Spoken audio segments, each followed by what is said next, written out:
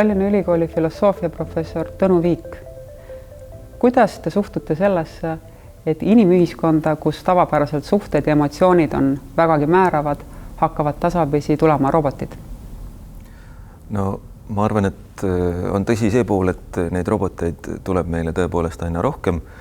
Aina enamates elusfäärides me harjume tehislike teistega, tehislike kaaslastega.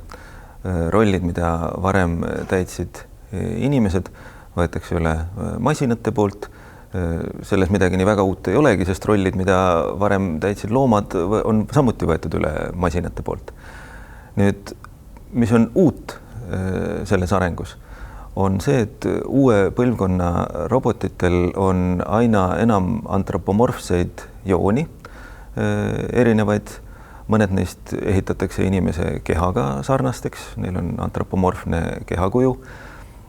Mõned neist on inimese sarnase häälevõimega, seega nad on võimelised siis inimese kõnet kuulma, mõistma ja sellele vastama.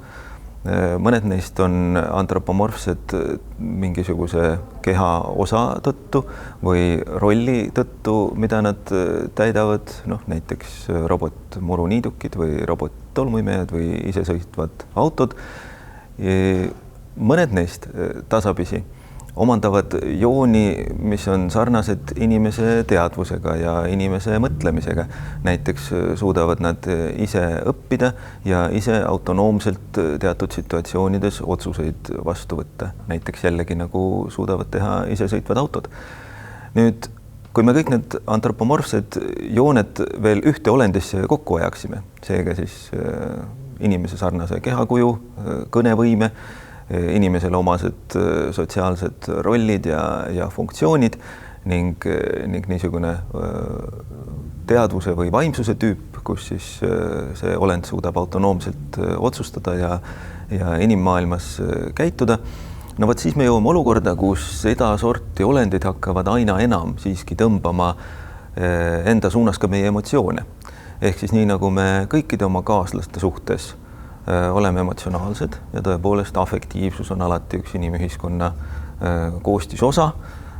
Teine teise suhtes me ka väga harva suhtume ainult ratsionaalselt, vaid meil on terve tunnete skaala, mida me teiste inimeste suunas kas siis passiivselt tunneme või neid nende tunnete abil manipuleerime või ise nende tunnete abil manipuleerituks osutume. Siis kõik see sama kandub tulevikus üle ka meie tehiskaaslastele. Nii et päris kindlasti hakkame me tundma erinevat sorti tundeid nii robotite kui kõikide muude selliste automatiseeritud tehislike kaaslaste suhtes. Ja mitte siis sellist omanikutunnet, vaid isegi romantilisi tundeid? Jaa, see tunnete skaala võib olla väga lai. Juba praegused robotid on võimelised siiski esile kutsuma teatud afektiivseid seisundeid. Inimesed ütlevad, et nad näiteks seda, et nad kiinduvad oma robot-tolmuimejasse või muruniidukisse, et nad võtavad teda hellitavad, kasutavad mingeid hellitusnimesid tema suhtes, loovad seega mingit sorti emotsionaalse sideme.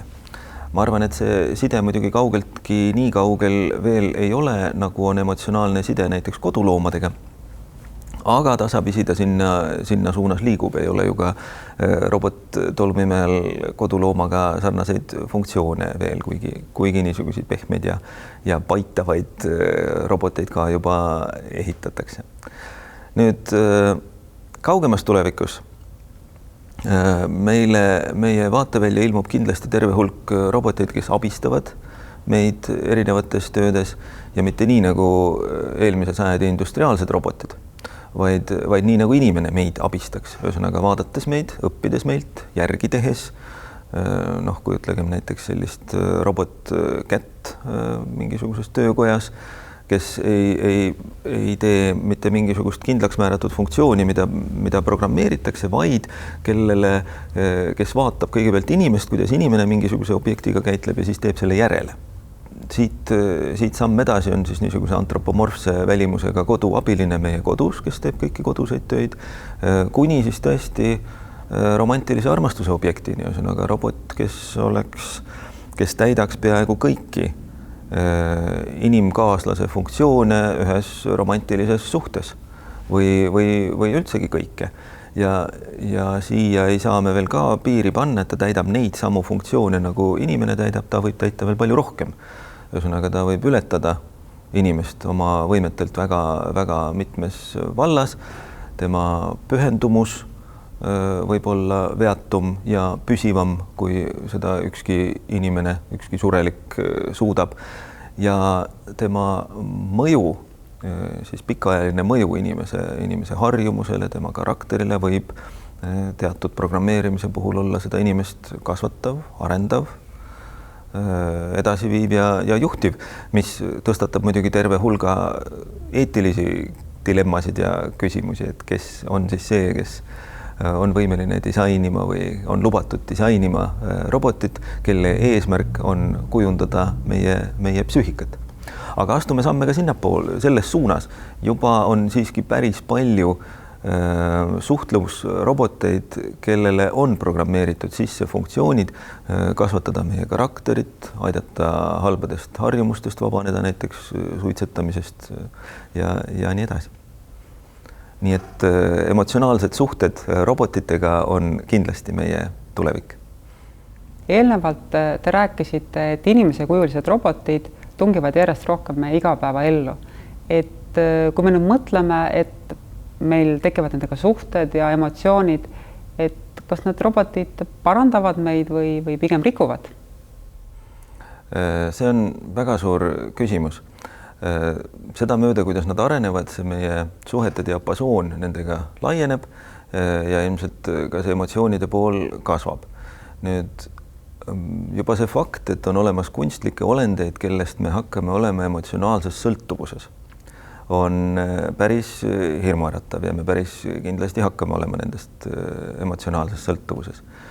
Nüüd tänu sellele, et robotid on teistsuguse loomuse ja ehitusega kui inimesed, siis emotsionaalne sõltuvus on ühepoolne.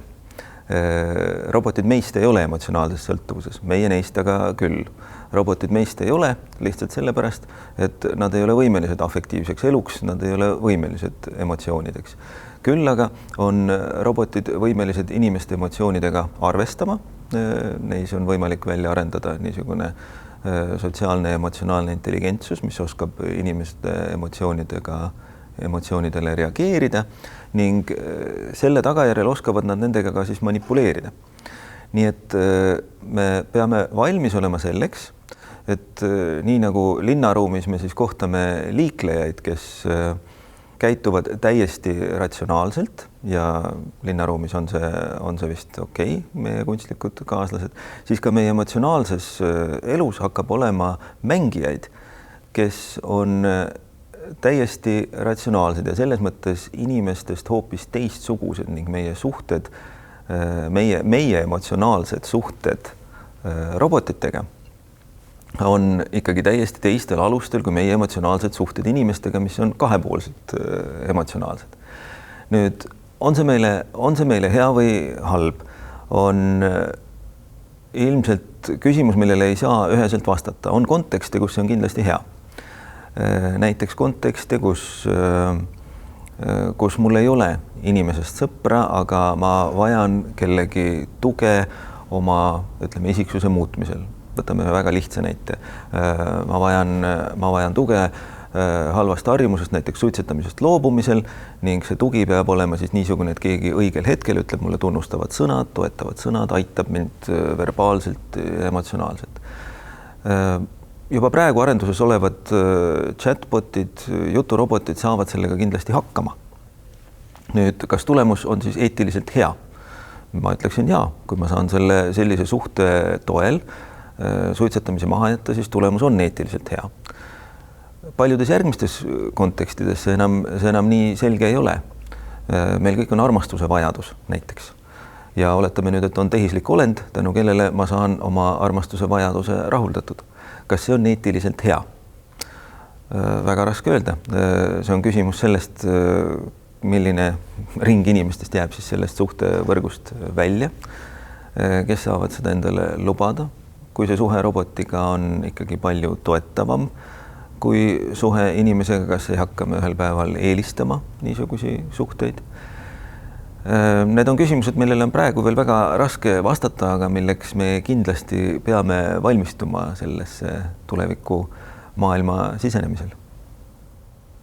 Aitäh, Tallinna Ülikooli filosoofiaprofessor Tõnu Viik. Aitäh kutsumast.